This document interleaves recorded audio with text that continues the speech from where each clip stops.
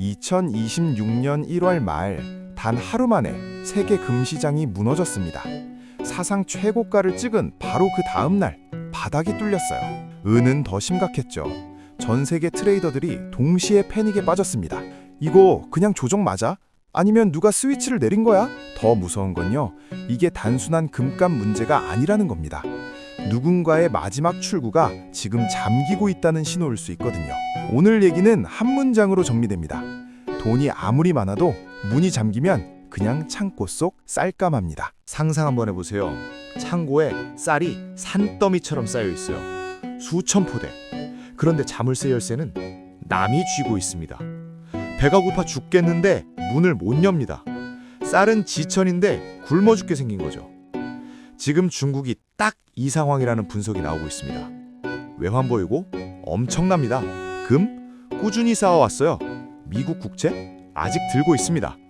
그런데요, 정작 위기가 터지면 이걸 원하는 방식으로 못 쓰는 순간이 올 수 있다는 공포, 바로 이겁니다. 여기서 잠깐만요. 오늘 영상이 내 자산과 관련 있는 얘기라고 느끼신다면 구독 버튼만 한번 눌러두세요. 좋아요까지는 욕심 안 냅니다. 다만 알고리즘이 저희를 잊지 않게만 해주세요. 자, 그럼 실제로 무슨 일이 일어났는지 볼까요?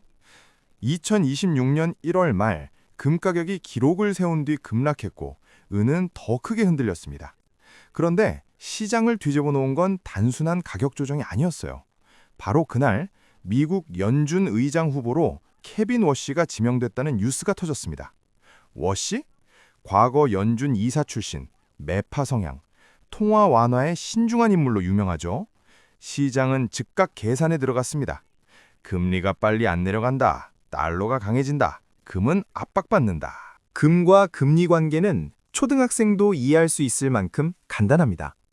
은행에 돈 넣으면 이자 생깁니다. 금에 돈 넣으면 이자 제로, 오히려 보관비 듭니다. 금리가 오르면 당연히 이자 주는 자산이 매력적이 되죠. 그러면 금을 팔고 달러 자산으로 갈아탑니다. 교과서 내용입니다. 그런데요, 여기까지는 누구나 아는 얘기고요. 진짜 포인트는 교과서 바깥에 있습니다. 왜 하필 그 타이밍이었을까요? 왜 하필 전 세계가 금으로 몰려들고 가격이 과열되는 바로 그 순간에 시장의 기대를 한 방에 식히는 신호가 나왔을까요? 이 지점에서부터 섬뜩한 해석이 붙기 시작합니다. 미국이 지난 10년 가까이 준비해온 구조라는 겁니다. 단순히 중국을 때리려는 싸움이 아니라 중국이 위기 때 도망갈 수 있는 출구를 하나씩 조여온 설계라는 해석이요.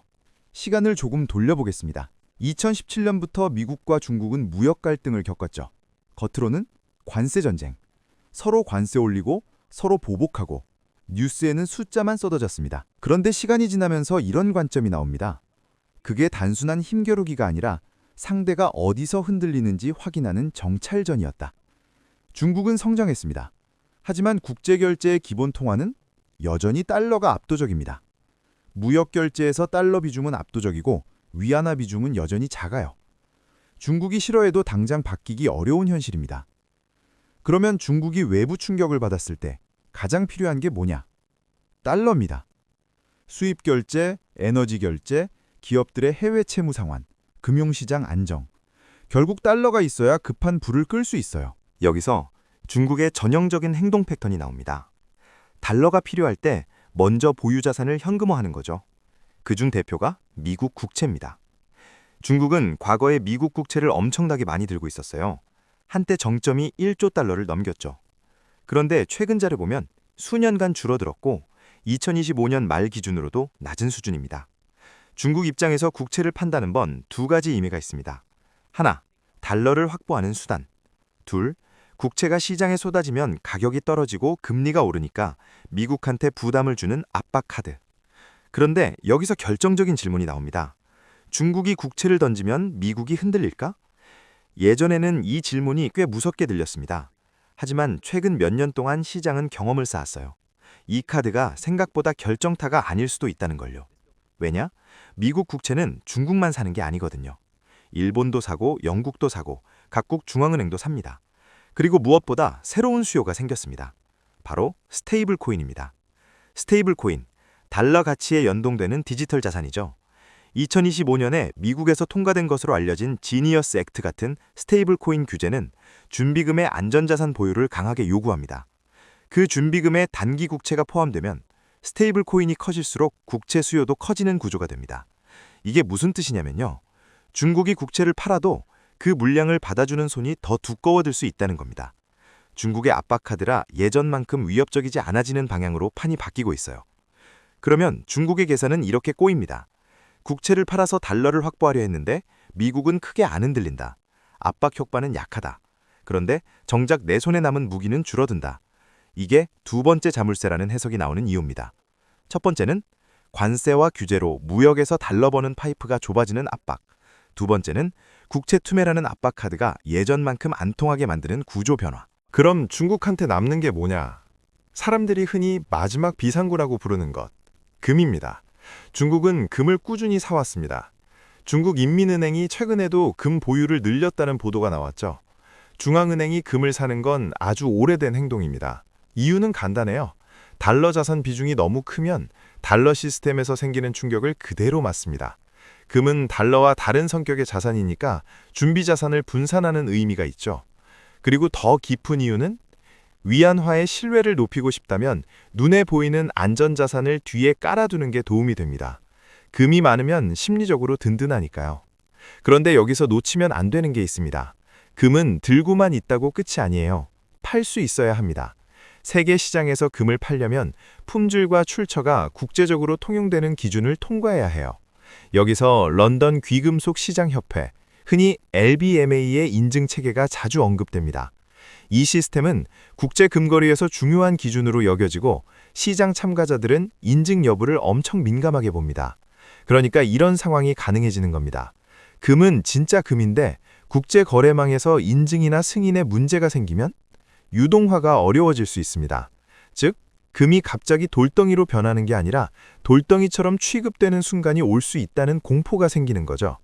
실제로 전쟁과 제재 국면에서 금 거래가 어려워진 사례가 과거에 언급되기도 했습니다. 특정 국가가 국제 거래망에서 배제되면 금을 가지고 있어도 거래 상대를 찾기가 급격히 어려워질 수 있어요. 이렇게 생각해보면 최근의 금 급락이 단순히 금리 기대 변화 때문만은 아닐 수 있다는 해석이 붙습니다. 시장이 가장 두려워하는 건 가격이 아니라 유동성입니다. 내가 가진 자산을 필요할 때 현금으로 바꿀 수 있느냐? 이 질문의 확신이 흔들리면 가격은 순간적으로 무너집니다. 여기서 다시 처음 질문으로 돌아가죠. 왜 하필 지금이었을까? 연준 의장 지명이라는 이벤트는 표면적인 트리거일 수 있습니다. 그런데 시장은 그 뒤에 숨어있는 구조를 같이 봅니다. 미국은 달러 중심의 결제 시스템을 지키려는 의지가 강해요. 그리고 그 의지는 단순한 자존심이 아니라 미국의 재정과 금융의 생존과 연결되어 있습니다. 미국은 부채가 많고 달러 패권은 그 부채를 감당할 수 있게 해주는 기반이기도 하죠. 그래서 달러 중심 시스템을 흔드는 시도에 대해 매우 강하게 반응할 수밖에 없습니다. 중국은 뭘 하고 있었나요? 탈달러를 말하고 위안화 결제를 늘리고 금을 쌓고 공급망을 자국 중심으로 만들려는 움직임을 보여왔습니다. 미국은 그 흐름을 방치할 수 없겠죠? 그러면 충돌은 어디서 벌어질까요? 전쟁이 아니라 시스템에서 벌어집니다. 관세는 무역의 문을 조절합니다. 국채 수요 구조는 금융의 문을 조절합니다. 금의 인증과 거래망은 마지막 출구의 문을 조절합니다. 이 세 문이 동시에 좁아지면 외환보유고 숫자가 아무리 커도 심리적 공포는 커집니다. 숫자는 있지만 내가 원하는 방식으로 쓸 수 있다는 확신이 줄어들기 때문이죠. 여기까지 들으면 어떤 분들은 이렇게 말합니다. 그럼 중국은 끝인가요? 저는 그렇게 단정하기는 어렵다고 봅니다. 중국은 여전히 거대한 생산 기반이 있고 내수 시장이 있고 국가가 동원할 수 있는 자원이 많습니다. 그리고 시스템은 한 번에 무너지기보다 길게 삐걱거리며 바뀌는 경우가 많아요. 다만 오늘의 핵심 포인트는 이겁니다. 싸움의 무대가 공장과 무역선만이 아니라 결제와 규제와 인증의 문으로 이동했다는 것. 그리고 그 문을 누가 더 많이 쥐고 있느냐가 힘의 크기를 결정한다는 것. 여기서 한국 얘기를 빼놓으면 안 됩니다. 한국은 미국과 동맹이고 달러 결제 시스템 안에 깊게 들어와 있습니다. 동시에 중국과의 교역 비중도 큽니다. 그러니까 한국은 이 게임에서 관전자일 수가 없습니다. 중국이 흔들리면 한국의 수출과 공급망이 흔들릴 수 있습니다. 중국의 수요가 꺾이면 한국 기업 실적이 영향을 받고 원화 환율이 출렁일 수 있어요. 반대로 미국이 달러 시스템을 더 강하게 조이면서 금융 환경이 타이트해지면 한국도 금리와 자금 흐름에서 부담이 커질 수 있습니다. 결국 한국은 줄타기를 합니다. 어느 한쪽의 승리를 바라기보다 충격이 덜 오게 만드는 방향으로요. 여기서 개인 투자자 입장으로 내려와 봅시다. 최근 금인학을 보고 어떤 분들은 공포를 느끼고 어떤 분들은 기회를 봅니다. 둘 다 이해됩니다. 하지만 여기서 가장 위험한 건 가격만 보고 뛰어드는 겁니다. 금은 단순한 상품이 아니라 통화와 신뢰와 정치와 규제까지 엮인 자산입니다. 금이 오를 때는 단순합니다. 불안하면 오릅니다. 그런데 금이 급락할 때는 이유가 복합적이에요. 금리가 바뀌기도 하고 달러가 강해지기도 하고 포지션이 한꺼번에 청산되기도 하고 규제 리스크가 불거지기도 합니다. 그러니까 이럴 때 필요한 건 한 가지입니다. 내가 금을 왜 샀는지, 인플레이션 해지인지, 시스템 리스크 대비인지, 단기 트레이딩인지, 포트폴리오 분산인지. 이유가 다르면 대응도 달라야 합니다. 그리고 더 중요한 질문이 하나 더 있습니다. 내가 금을 샀다고 해서 나는 금을 가진 걸까? 요즘 금 투자 수단이 다양합니다. 실물, 계좌, ETF, 파생상품, 심지어 토큰 형태까지. 수단에 따라 리스크가 다릅니다. 내가 원하는 순간에 내가 원하는 방식으로 현금화가 되는지, 그 통로가 막힐 가능성은 없는지 이걸 확인해야 합니다.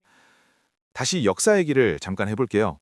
금시장은 과거에도 큰 폭락이 있었고 그 뒤에 다시 상승이 이어진 적도 있습니다. 그래서 사람들은 종종 이렇게 말하죠. 폭락은 기회다. 맞을 때도 있습니다. 그런데 모든 폭락이 기회는 아닙니다. 어떤 폭락은 구조 변화의 시작일 수도 있거든요. 그래서 저는 오늘 이런 결론을 드리고 싶습니다. 금 가격을 맞히는 게임이 아니라 문이 어디서 잠기고 어디서 열리는지 보는 게임이다. 달러 문이 좁아지면 금이 빛납니다. 그런데 금을 현금화하는 문이 의심받으면 금도 흔들립니다. 그리고 그 문들을 누가 쥐고 있는지가 앞으로 더 중요해질 가능성이 큽니다. 여기서 한 번만 더 부탁드릴게요. 지금까지 내용이 내 자산과 연결되는 얘기라고 느끼셨다면 구독과 좋아요 중 하나만 찍어주셔도 됩니다. 하나만으로도 다음 영상 주제 선정에 큰 도움이 됩니다. 그럼 이제 마지막으로 많은 분들이 궁금해하는 질문을 정리해 보겠습니다. 중국은 앞으로 어떻게 할까? 가능한 방향은 몇 가지가 있습니다. 무역 다변화를 더 가속화할 수 있고 자본 통제를 강화할 수도 있고 내수 부양으로 버티기를 시도할 수도 있습니다. 또 위안화 결제망을 확장하려고 더 공격적으로 나올 수도 있죠. 미국은 어떻게 할까? 달러 중심 시스템을 지키기 위해 규제와 제재, 금융 질서를 더 촘촘히 만들 가능성이 있습니다. 특히 디지털 달러화와 스테이블 코인, 결제 인프라 같은 영역에서요. 그럼 한국은 어떻게 해야 할까? 정답은 하나가 아닙니다. 다만 기업과 개인 모두 공통으로 필요한 건 있습니다. 하나의 시장, 하나의 통화, 하나의 공급망에만 기대는 구조는 점점 위험해진다는 것. 그리고 위기가 오면 가격이 아니라 통로가 먼저 막힐 수 있다는 것. 그래서 요즘 같은 시기에는 수익률보다 유동성, 유동성보다 통로의 안정성이 더 중요해질 때가 있습니다. 오늘 영상의 첫 장면, 창고와 자물쇠 이야기 기억하시죠? 돈이 많아도 문이 잠기면 못 씁니다. 반대로 돈이 많지 않아도 문을 내가 열 수 있으면 살아남습니다. 이게 지금 세계 경제의 진짜 싸움터일 수 있습니다. 여러분은 지금 어떤 문 앞에 서 계신가요? 다음 영상에서는 이 흐름이 실제로 한국의 환율, 수출, 그리고 우리 통장 잔고에 어떤 방식으로 전달되는지 더 생활적으로 끌고 와서 풀어보겠습니다. 오늘도 함께해 주셔서 감사합니다.